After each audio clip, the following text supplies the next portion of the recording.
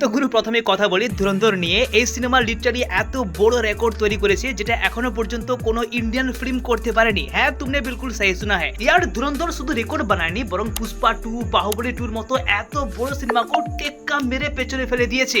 এখন যদি একটু কম্পেয়ার করি তাহলে বাহুবলী পার্ট 1 কামিয়েছিল প্রায় 600 কোটি টাকা, আর পার্ট 2 কামিয়েছিল প্রায় 1800 কোটি, আর অন্যদিকে পুষ্পা পার্ট 1 কামিয়েছিল 400 কোটি, আর সেকেন্ড পার্টটি কামিয়েছিল 1800 কোটির কাছাকাছি। কিন্তু ধুরন্ধর যার প্রথম পার্ট কামিয়েছে 1300 কোটি আর সেকেন্ড পার্ট ভাই 1800 কোটিতে পৌঁছে গিয়েছে, মানে দুটো ফিল্ম মিলিয়ে প্রায় 3000 কোটির বেশি। আর এত বড় অ্যাচিভমেন্টের পর ধুরন্ধর এখন হয়ে গিয়েছে ইন্ডিয়ার নাম্বার 1 ফিল্ম ফ্র্যাঞ্চাইজি। আর এখন যদি স্পাই ইউনিভার্সের কথা বলি তাহলে এই ইউনিভার্সে কিন্তু এখনো পর্যন্ত টোটাল 5টার মতো সিনেমা রিলিজ করেছে আর টোটাল কালেকশন প্রায় 3000 কোটি। কিন্তু ধুরন্ধর মাত্র দুটো সিনেমা দিয়েই কিন্তু সেই লেভেলে পৌঁছে গিয়েছে।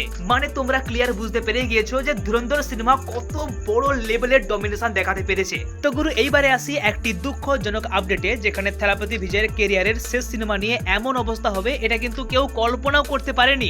একটা ফিল্মের জন্য সবচেয়ে খারাপ কি হতে পারে জানো? পুরো সিনেমাকে অনলাইনে লিক করে দেওয়া। হ্যাঁ, ঠিকই শুনেছো, এমনটাই হয়েছে এই সিনেমার সাথে। জননায়কগণ এই সিনেমাটি কিন্তু জানুয়ারিতে রিলিজ হওয়ার কথা ছিল, কিন্তু একটার পর একটা সমস্যা ঝামেলা আর শেষ পর্যন্ত গিয়ে নাকি এপ্রিল মাসে পুরো ফিল্মটাকেই অনলাইনে লিক করে দেওয়া হলো।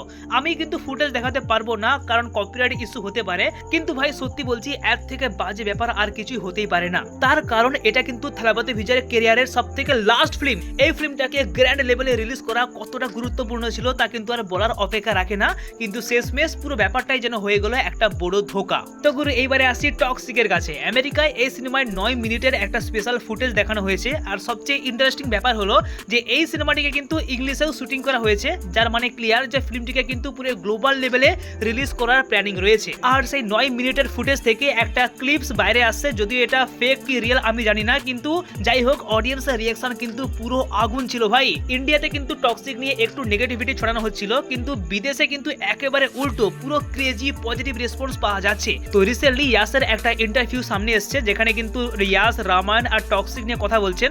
আর একটা জিনিস কি লক্ষ্য করেছো তোমরা, যে এখানে কিন্তু ইয়াসের লুক একদম কেজিএফ এর লুকের থেকে আলাদা। কেজিএফ এর সময় যে লুকটা ছিল এখন কিন্তু সে নেই, প্রায় অনেকটাই চেঞ্জ হয়ে গিয়েছে। কিন্তু যাই হোক ইয়াসের লুক আগেও যেমনটা ছিল এখনো কিন্তু অনেকটাই ইমপ্রেসিভ রয়েছে, কিন্তু এই যে পরিবর্তন এটা কিন্তু চোখে পড়ার মতো।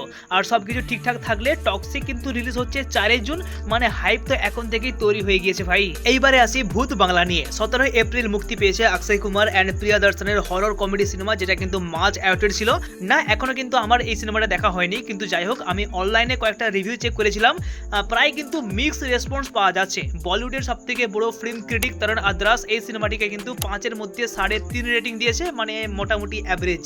এইবার কথা বলে একটি বড় আপডেট নিয়ে কি সঞ্জয় লীলা ভনসালীর upcoming cinema love and war, যেখানে কিন্তু রয়েছেন আলিয়া ভাট, ভিকি কৌশল আর রণবীর কাপুর।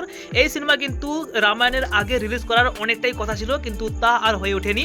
তো যাই হোক অবশেষে ফাইনালি রিলিজ ডেট সামনে এসছে, কিন্তু এই বছর নয় বরং পরের বছর 2027 সালের 21শে জানুয়ারি। যদিও একটু দেরি হচ্ছে, কিন্তু ডেটটা কনফার্ম হওয়াটাই কিন্তু সবথেকে বড় খবর। তো সর্বশেষে কথা বলি বিদ্যুৎ জামালকে নিয়ে। বিদ্যুৎ জামালের প্রথম হলিউড ফিল্ম স্ট্রিট ফাইটারের নতুন একটা ট্রেলার কিন্তু বেরিয়ে গিয়েছে, আর ট্রেলারটা এক কথায় বলি পুরো ঝাকাস, অ্যাকশন স্টাইল সবকিছু কিন্তু একদম টপ লেভেলের। তবে সবচেয়ে ইন্টারেস্টিং একটি ঘটনা ঘটেছে ট্রেলার লঞ্চের ইভেন্টে, যেখানে বিদ্যুৎ জামাল হঠাৎ করে হিন্দু ধর্মের গায়ত্রী মন্ত্র পাঠ করেন, যা কিন্তু দেখে সবাই একদম অবাক হয়ে গেছে। এই ভিডিওটা দেখলে তোমরা বুঝতে পারবে যে মুহূর্তটা কিন্তু সত্যি একদম আলাদা লেভেলের ছিল।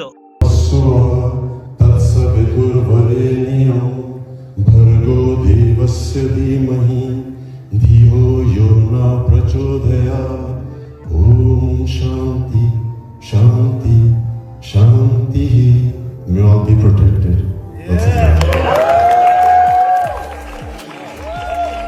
তো যাই হোক আজকের আপডেট বাস এতটাই, আর দেখা হচ্ছে আরো একটি নতুন ভিডিও নিয়ে।